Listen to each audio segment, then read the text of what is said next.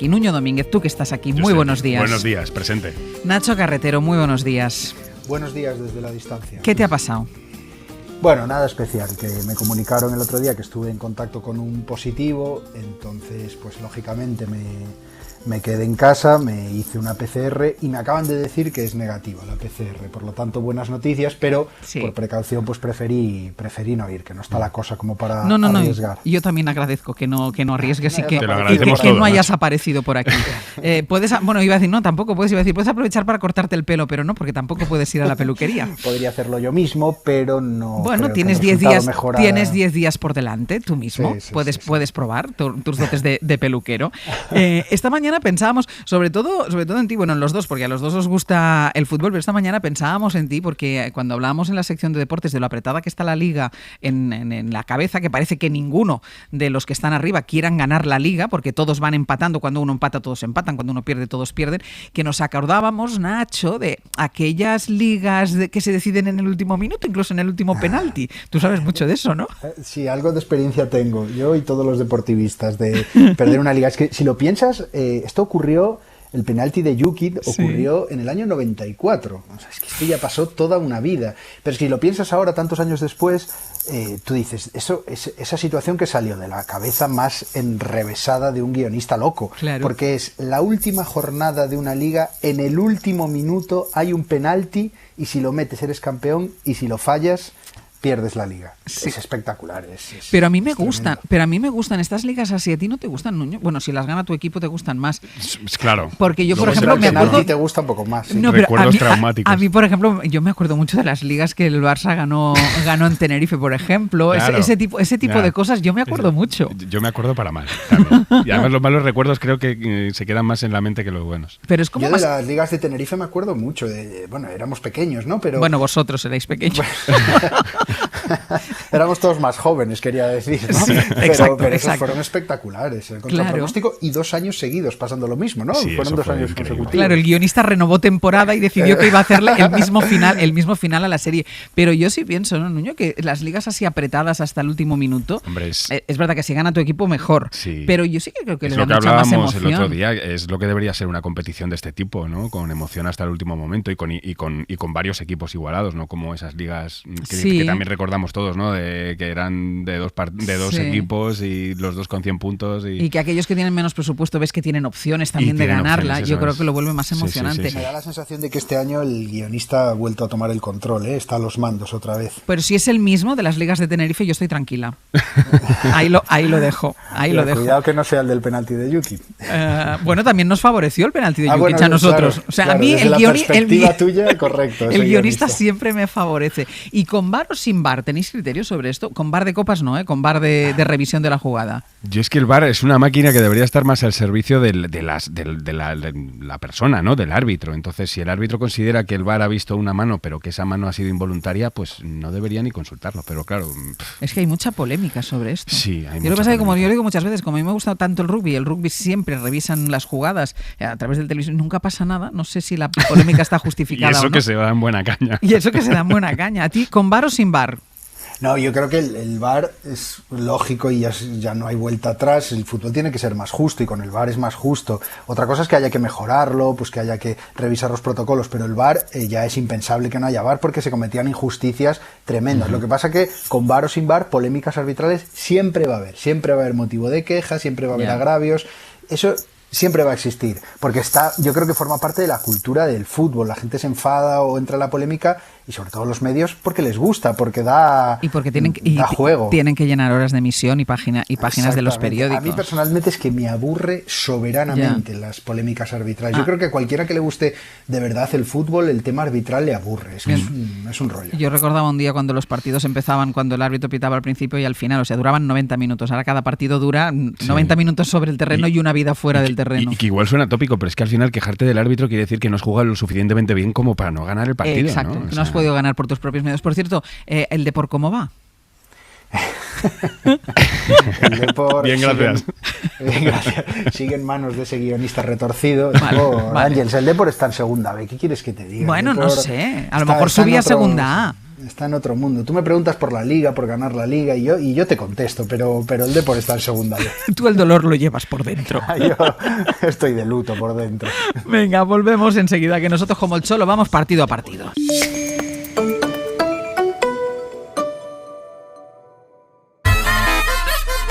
Hoy por hoy.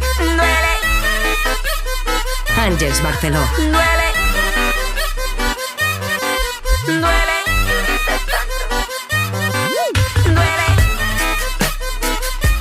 Duele, así lo gritan en Nueva York, en Madrid, en Bruselas, en Sydney, en Santiago de Chile y en muchas otras ciudades del mundo y ciudades españolas. Este fin de semana la gente salía a la calle para solidarizarse con el pueblo colombiano, para protestar por la crisis que está viviendo ese país.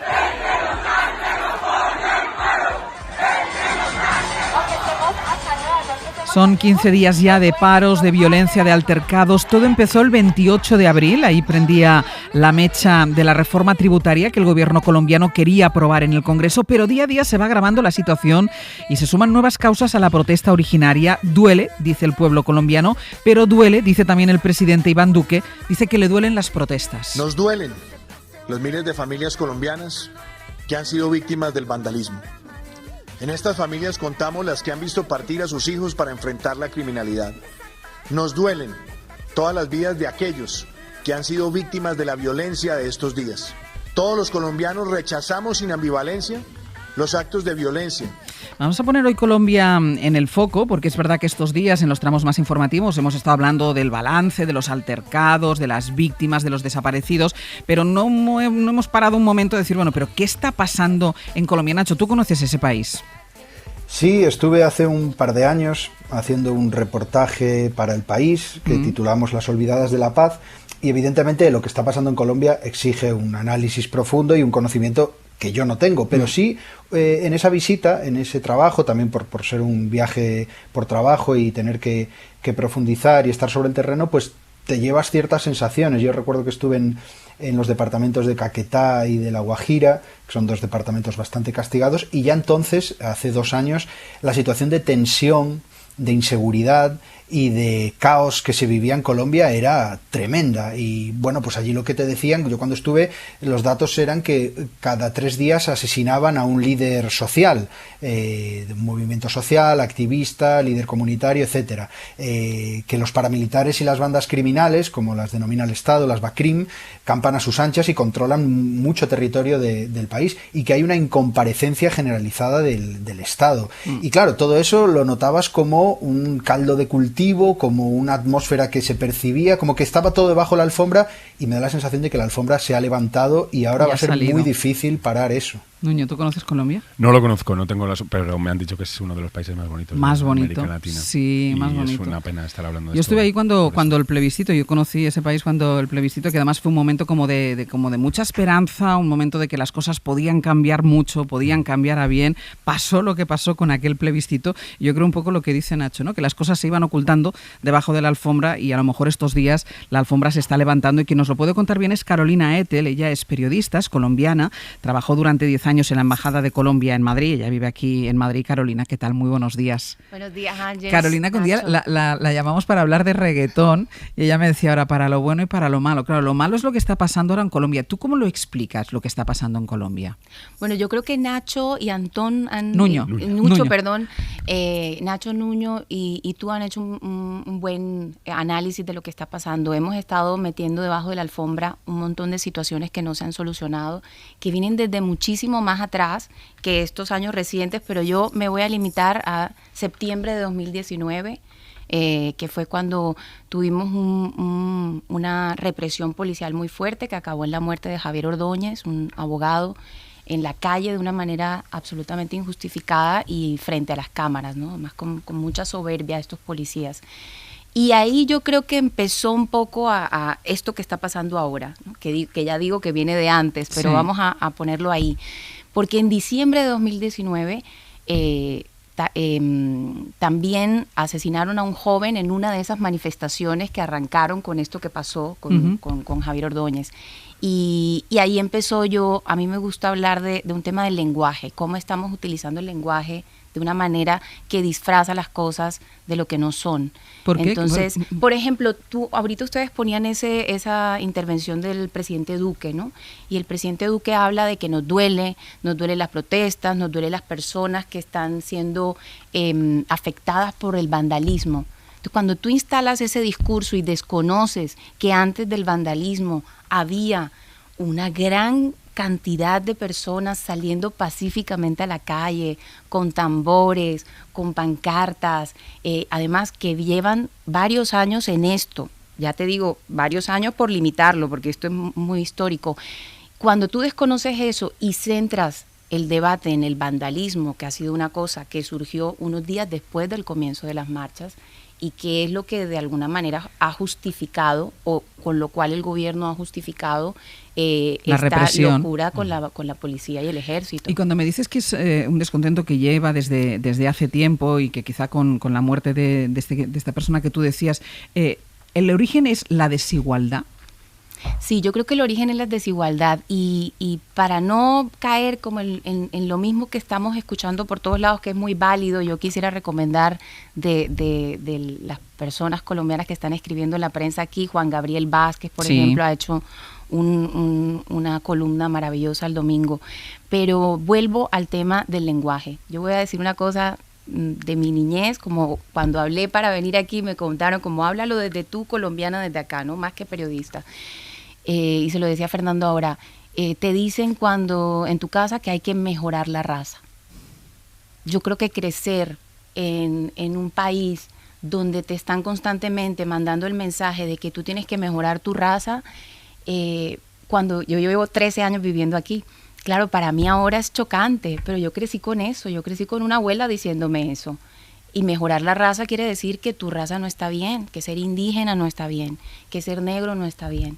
Y esto, dices, yo crecí con una abuela diciéndome esto porque tu abuela pensaba que si tú no mejorabas la raza tú no tendrías futuro. Claro, si yo no era un poquito más blanquita, entonces es complejo. Parece, mira que me estoy yendo a las profundidades de esto. No, pero es importante estoy tratando conocerlo. También de sacar del tema político y del tema de tener una afiliación para un lado o para el otro. No es eso. Y lo que estamos viendo en el lenguaje de gobierno y el lenguaje del partido de gobierno es, nosotros solucionamos esto, ustedes váyanse a su resguardo, váyanse a su casa. Luego hemos visto también ayer cómo se hablaba de ciudadanos contra indígenas. ¿Y los indígenas qué son? ¿Qué somos? ¿Qué somos? Porque es que todos somos de alguna manera indígenas en Colombia y todos somos ciudadanos. Entonces, a mí me parece importante por eso hablar del lenguaje, de cómo los comunicadores, yo he sido periodista y he sido comunicadora institucional, yo veo que hay una intencionalidad y hay una estrategia clarísima en cada lado. Y por eso, insisto, miremos el lenguaje. Y supongo que esas dos cosas de las que habláis, desigualdad y racismo, van juntas en Colombia, ¿no? Es decir, supongo que como en muchos otros países, las razas menos favorecidas son además claro, van las que juntos, no tienen el poder, pero ¿no? estamos hablando de que la mayoría somos esos que tenemos que mejorar la raza. Y claro, si estamos estos de este lado, luego hay una minoría que ha reforzado su linaje europeo, su estatus, claro, y su nariz respingada y su bucles rubios, ¿no? Y entonces estos, digamos, estoy siendo como muy para hacerlo gráfico, ¿no? Estos son los que se han mantenido en el poder y los que, digamos, en este caos de gobierno que tenemos, la única solución que han ofrecido ha sido mandar al ejército a la calle. Carolina, que era lo que nos pasaba hace 8 años con el gobierno anterior. Nacho.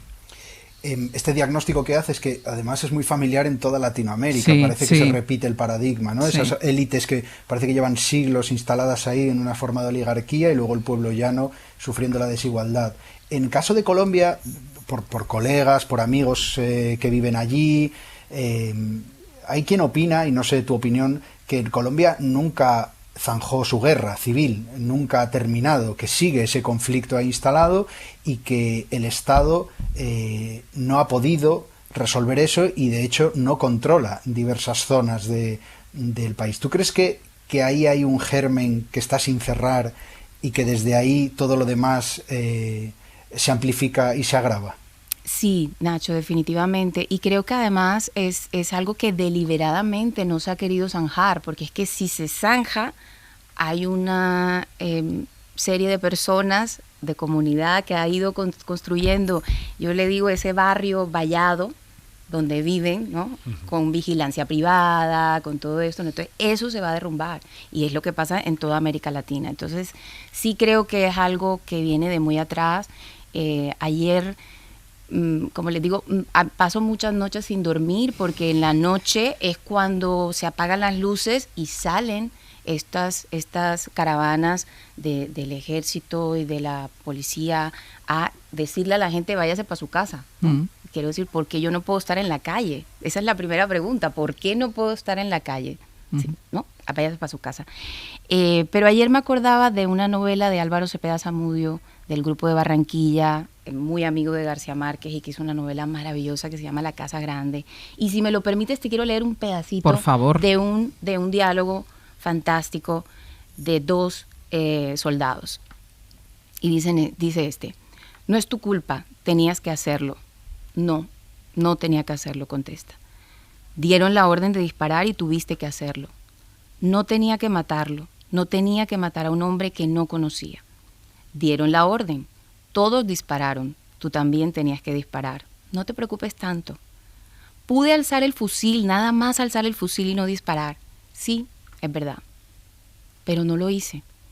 Es por la costumbre, dieron la orden y disparaste. Tú no tienes la culpa. ¿Quién tiene la culpa entonces? No sé, es la costumbre de obedecer. Alguien tiene que tener la culpa, alguien no. La culpa es de todos. No te preocupes tanto. ¿Tú crees que se acuerde de mí? En este pueblo se acordarán de nosotros.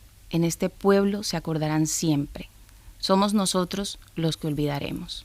Qué buen resumen. Esto es un diálogo que ficcionó Cepeda Zamudio sobre la matanza de las bananeras en 1928. Imagínate. Pasó esto. Que podría escribirse ahora mismo. 61. Pero podría escribirse ahora mismo, Ángel, y aprovecho, y perdón que me emociono, pero me parece oportunísimo el estreno del Olvido que seremos de Fernando Trueba. Anoche me fui a verlo. Y sinceramente tú ves esa película y es como si estuvieras viendo un telediario donde te está contando lo que está pasando en Colombia hoy. O sea, las cosas no han cambiado. Las cosas no han cambiado. Desde la muerte de Héctor Abad, las cosas no han cambiado. Las cosas no han cambiado. Y han empeorado, porque tú decías, en esta situación de desgobierno, la elección de Iván Duque, la presidencia de Iván Duque, ¿ha llevado el país a peor? Pues yo no quisiera ser la que dice que ha sido así, pero las evidencias lo muestran. El presidente Duque llevaba 1 año y medio de gobierno cuando estalló la pandemia, y en ese año y medio realmente se habían dedicado a, digamos, deshacer el proceso de paz, ¿no? del presidente Santos. Sí. A desarmar la JEP, a tratar de minar la confianza de la gente en este proceso, y pienso que eso también tiene que ver con las, digamos, las manifestaciones que estamos teniendo ahora. Y el déficit tan grande que tenemos, que fue además lo que los llevó a presentar esa reforma tributaria humillante para la sociedad, ¿no? Y fue lo que llevó a la gente a las calles el 28 de abril.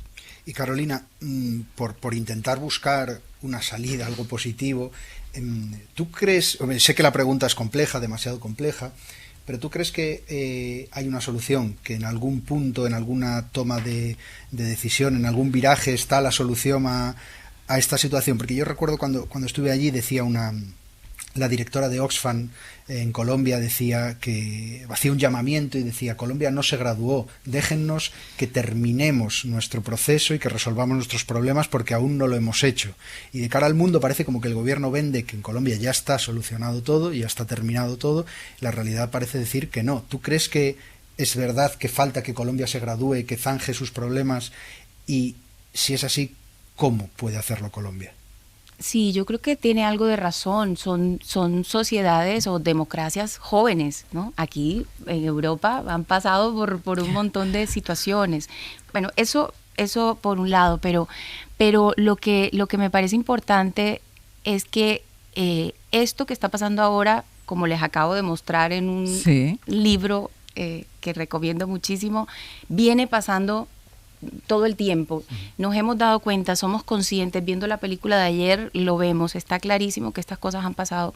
A mí me parece que lo positivo, si se quiere, de lo que está pasando ahora es que no es nada novedoso, pero hay una consistencia y se ha conseguido la vinculación de la comunidad internacional, de personalidades, de la diáspora colombiana, que la diáspora colombiana es preciosa, porque si hay algo que tenemos los colombianos, es un orgullo de ser colombianos impresionante, así nos hayan sacado corriendo del país, porque la mayoría de la diáspora colombiana no salió porque quería. Si tú haces una encuesta a la diáspora colombiana, te prometo que todos están soñando con volver. Todos están ahorrando para comprar su casita y poder volver, pero fueron expulsados justamente por esa inequidad. Entonces, creo que si hay algo positivo ahora es que hay gente alrededor de este tema, gente sensata, sin estas polaridades políticas, que creo que eso no ayuda a nada. Si se va a solucionar, Nacho, sí es una pregunta difícil. Yo no sé si se va a solucionar ahora, pero yo sí creo que esta juventud que no pide permiso para decir lo que piensa nos está dando una lección impresionante. Por ejemplo, a mi generación, que crecimos comprendiendo que había que estudiar, trabajar, estudiar, esforzarse y llevarle una botella de whisky al notario para que te regestionara rápido y llevar una cremita a la secretaria para que te atendiera bien. Esta juventud dice no, pero si la gente está haciendo su trabajo y le están pagando por eso, que responda. Yo los admiro mucho y siento que están pasando cosas. Ayer finalmente, fíjate, el lenguaje otra vez, después de tantos días finalmente el gobierno acepta que hablemos o que hablen de negociación, ¿no? Sí. Imagínate todo lo que tuvo que pasar para aceptar una palabra tan sencilla como negociar. Hablemos. Y tan importante. Dos recomendaciones. El olvido que seremos, yo también la he visto y me parece una película, bueno, el libro, ¿qué te voy a decir a ti? El libro tiene que ser un libro de cabecera para muchísima gente. La película refleja perfectamente lo que cuenta el libro y además, si como dices tú, podría ser trasladada a día de hoy, es decir, como si no hubieran pasado los años desde que fue asesinado Héctor Abad. Y el libro, recuérdame el título del libro, por favor. La Casa Grande, de Álvaro Cepeda Zamudio. Y si me permiten, ya recomiendo también a Ricardo Silva Romero, que también es un maravilloso columnista y tiene un libro que se llama Río Muerto. Y ya de último, mi colega Winston Manrique de W Magazine publicó ayer un compendio de escritores e intelectuales colombianos dando su opinión sobre lo que está pasando y es muy, muy interesante. Y además que esta situación a España le interpela directamente, por razones obvias, exacto, por la conexión, exacto, y porque aquí hay una diáspora de colombianos amplísima y hay cierto silencio, a mí me da esa impresión, que hay cierto silencio institucional. Por eso, perdón, Carolina. No, Nacho, te quería decir que colombianos, pero también españoles colombianos como yo que vivimos aquí. España es un país muy diverso, por eso también les quiero agradecer que hayan abierto este espacio de esta forma, porque yo estoy aquí como colombiana, pero también como española. Claro, yo te agradezco muchísimo que hayas venido, me parecía muy importante porque, insisto, llevábamos muchos días dando los titulares de los enfrentamientos, poniendo sonidos de esos enfrentamientos, pero no nos habíamos parado un poco, vamos a buscar cuáles son los orígenes y las causas. Como siempre. Y una cosa más solamente, de lo que decía Nacho, sí que hay una movilización muy importante en toda Europa de colombianos. En España hemos estado este fin de semana lo hemos visto, días, en la Puerta del Sol, en el Retiro, también en la Embajada han estado. Y en toda Europa y en todo el mundo. Yo te agradezco muchísimo, siempre es un gusto hablar contigo, para cosas divertidas como el reggaetón o para que nos expliques la realidad de tu país. Muchísimas gracias. Muchas gracias a ustedes. Un beso. Un abrazo, mucho ánimo.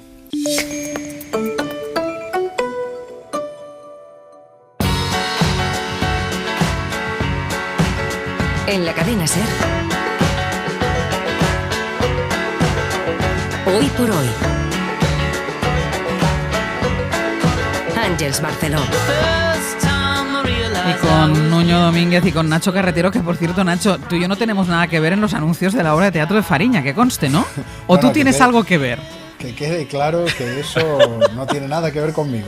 Claro, pero es que me ha hecho mucha gracia porque he escuchado ahora el anuncio, digo, pues si está Nacho aquí. Tienes que hacer una declaración de conflicto de intereses. Claro, no sé yo si esto está bien visto. Pero yo que sé, el marketing va por un lado y la profesionalidad periodística por el otro. Que eso es lo nuestro es la profesionalidad periodística. Exacto, separemos mundos. Venga, sí. Separémonos. Año 1990, era ministro de Sanidad García Vargas y explicaba en la cadena SER la campaña institucional Póntelo, Pónselo. Esta es una campaña que durará aproximadamente un mes, que va a costar 600 millones de pesetas que distribuiremos a partes iguales entre los ministerios de Asuntos Sociales y de Sanidad, y como todo el mundo sabe va dirigida a los jóvenes. Decía el ministro Julián García Vargas que las familias o la sociedad civil tendrían que ser las responsables de alertar del problema de no usar preservativos, pero que como esto no ocurría, esa responsabilidad recaía en la política. Y nosotros pensamos que esa prevención se tendría que hacer en el seno de las familias preferentemente, o en el seno de la sociedad civil, de organizaciones de padres, de organizaciones incluso de carácter religioso. Pero la experiencia es que no ocurre de esa manera. Y por lo tanto alguien tiene que hacer frente a una realidad que es bastante preocupante. Y no me corta nada decírselo a mi chico. Chaval, es bueno usar preservativo. Controlo la jugada. Ponerlo me resulta divertido. No me corta nada. Pero 2 años antes, en el 88, ya se había lanzado una campaña previa, SIDA no da, que seguramente mucha gente se acuerde, decía SIDA no da, no cambies tu vida por el SIDA. Declaraciones institucionales, canciones y sobre todo aquel anuncio de televisión en el que un profesor preguntaba por la procedencia de un preservativo y uno a uno los alumnos y alumnas se iban levantando alegando que cada uno de ellos era su propietario. He encontrado esto en el vestuario. ¿De quién es? ¿Qué? ¿De quién es esto? Mío. Mío. Mío. El preservativo es el medio más eficaz para la prevención de embarazos no deseados y enfermedades de transmisión sexual. Póntelo. Pónselo. Esta campaña, insisto, es de 1990. Aquí los chicos tenían 9 o 10 años. ¿Tú la recuerdas, Nuño? La recuerdo perfectamente. Es que ahora estaba escuchando el anuncio y me acuerdo de las imágenes. Y también de la de SIDA no da. SIDA porque no es que da. además eran dibujos animados. Yo tenía 9 años, claro. 8 años. Y claro, un anuncio con dibujos animados era interesantísimo. Los simbolitos de hombre y mujer, ¿no? Yo creo que pues ahí fue cuando igual me aprendí lo que querían decir cada uno. O sea. ¿Y tú, Nacho, te acuerdas? Yo también, me acuerdo perfectamente. También tenía 8 años aproximadamente y me acuerdo con mucha nitidez, pero yo creo que ambos nos acordamos y toda nuestra generación se acuerda porque fue como una ruptura, fue como una ruptura de tabú tremenda, que enseñar un preservativo en televisión, hablar de ello, verlo con tus padres en casa, el anuncio, y eso supuso para mí, una ruptura muy grande y creo que además nosotros somos la generación que cambió eso, esa tensión se rompió porque veníamos de esa libertad, de esa ruptura con el franquismo, pero muy ridiculizada, con películas de destape, erotismo, todo tenía como un mantra de tabú absurdo, y esto por primera vez se estaba hablando de sexo sin ridiculizarlo y sin folclore, se estaba hablando de sexo a las claras. Entonces, claro, eso supuso una ruptura, supuso un cambio muy, muy brusco y que a todos nos quedó grabado. Y yo recuerdo que el éxito de estas campañas también fue llegar a la sociedad, es decir, nosotros decíamos SIDA no da, o póntelo, pónselo, es un eslogan que al final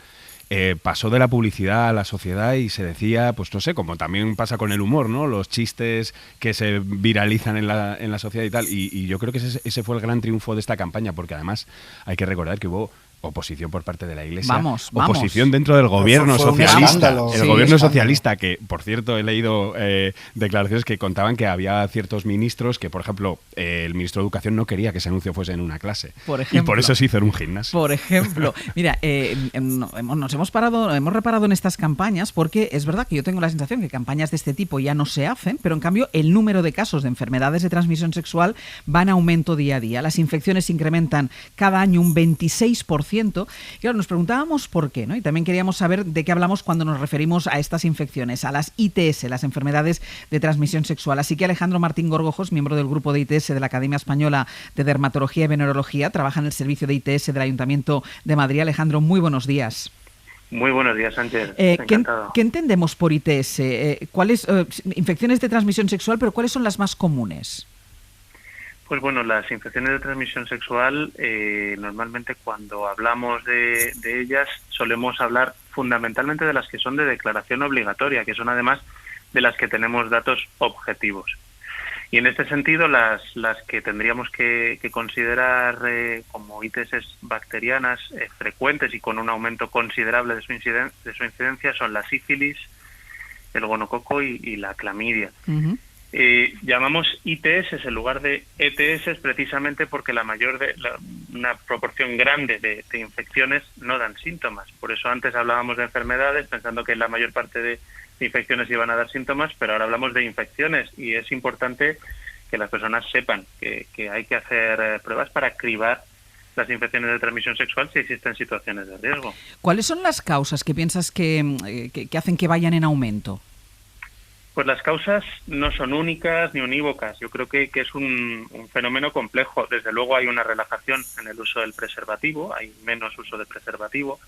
Por otra parte, también está cambiando nuestra concepción sobre la sexualidad, sobre la afectosexualidad. Es importante también que haya buena educación en este sentido, lo cual hace que pues no sea infrecuente que haya un mayor número de parejas sexuales, más de lo que solía pasar antes. Uh-huh. Y por último, una cosa que es importante también insistir es en el uso de drogas, consumo de alcohol y otras drogas, que en algunos ámbitos está normalizado y que incluso hay algunas situaciones de sexualización del uso de drogas. Mira, escúchate esto. Es normal que te entren ganas de hacerlo en la de tus padres. Uy, si no están tus padres, claro. De darte un festival, cuando vas de festival. Ganas de meter primera y segunda y tercera y es normal. Lo que no es normal es que te entren ganas de complicarte la vida. Prevenir las infecciones de transmisión sexual está en tu mano. No te compliques y usa siempre preservativo. Ministerio de Sanidad, Consumo y Bienestar Social, Gobierno de España. Esta es la última campaña que se hizo en 2019 del Ministerio de Sanidad para el uso del preservativo. Voy a incorporar a esta conversación a Manuel Francos, epidemiólogo, portavoz de la Sociedad Española de Salud Pública, profesor de la Universidad de Alcalá y que ya nos ha acompañado en alguna otra ocasión. Manuel, ¿qué tal? ¿Cómo estás? ¿Qué tal? Buenos días. Mira, nos quedan claras las causas del aumento y nos lo decía ahora Alejandro, de la transmisión de enfermedades sexuales, falta de información, falta de políticas, multiplicación de parejas sexuales, pérdida del miedo, menor uso del preservativo. ¿Tú por dónde empezarías? Porque estamos viendo que campañas prácticamente no ha habido, estas del 2019, pero las otras se remontan a casi 30 años antes. ¿Por dónde deberíamos empezar? Pues fíjate, a mí me ha pasado ahora mismo una cosa curiosísima, es que acabo de terminar el curso de epidemiología en la Universidad de Alcalá y de repente me he dado cuenta de que nuestro desconocimiento, tanto de los alumnos como mío, de lo que había pasado con toda la epidemia del VIH-Sida en España, era enorme. Y de repente me di cuenta de decir, bueno, cuando tú estudiabas medicina, esto era lo que había que estudiar, o sea, era nuestro COVID en aquel momento.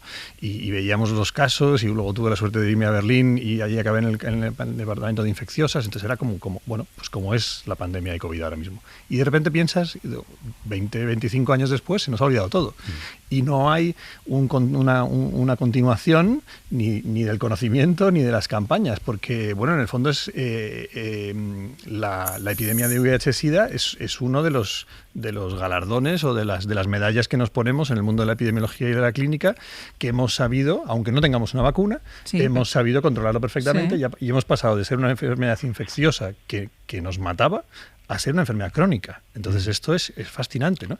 Pero esto hace que realmente se olvide. Dice, bueno, una enfermedad crónica, bueno, pues claro, como tantas otras tenemos. Y además es una enfermedad crónica pues residual, porque esto no es la diabetes ni la hipertensión, en donde nos dejamos millones y millones todas las comunidades autónomas.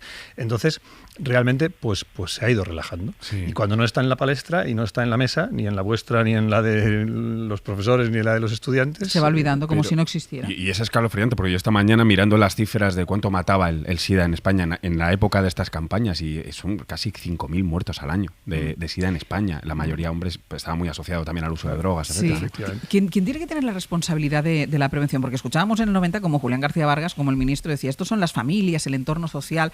Las familias, el entorno social también, pero las instituciones también. Sí, claro, las instituciones también, y fíjate, me ha parecido interesantísimo lo que decía él, ¿no? Decía, es una campaña, nos gastamos 600 millones de pesetas de aquellas. Que suena muchísimo. Sí, efectivamente, suena como fascinante. Y decía, y es una campaña que no es solo del Ministerio de Sanidad, también era de Educación, ¿no? Creo que he entendido.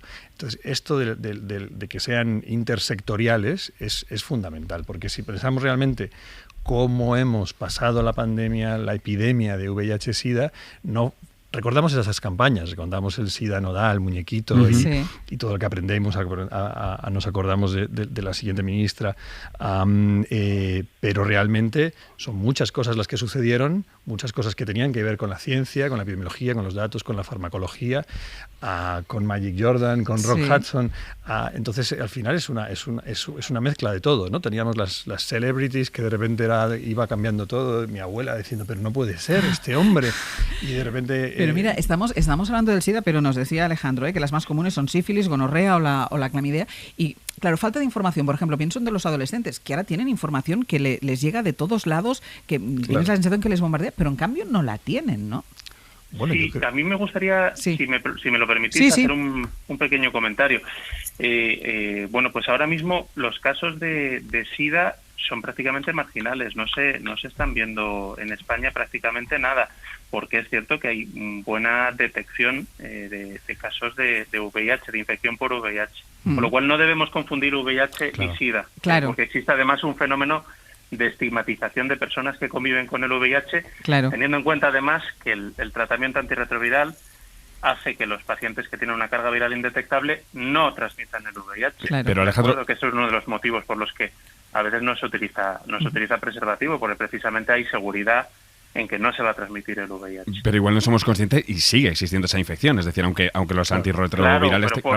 Porque y supongo que entre jóvenes también. Porque en la ONU se establecieron unos objetivos de 90-90-90, que además se han adherido una serie de ciudades, entre ellas el municipio de Madrid, para intentar conseguir que el primer 90, que sea que más del 90% de las personas que conviven con el VIH sepan y tengan identificada la infección. Y es verdad que en España no llegamos a ese 90%. Manuel, ¿disminuye, Manuel, la percepción del riesgo? Cuando te preguntaba, ¿no? por los jóvenes, ¿disminuye la percepción de riesgo, con lo cual no tienen miedo? Claro, completamente.